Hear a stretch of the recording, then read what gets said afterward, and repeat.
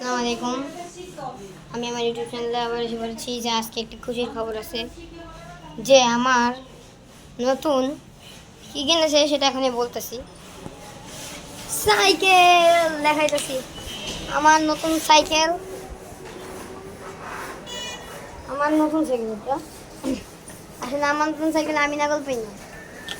Break hard একটু আগে চালাইছি, আনবক্সিং ভিডিওটা করার সময় পাই নাই, ভুলে গেছি। এতটাই খুশি ছিলাম আমার ইউটিউবের কথা মনে নাই, তাই আমি এখন কী করবো আর, তাই আনবক্সিং ভিডিও আর করতে পারি নাই। দেখেন বেল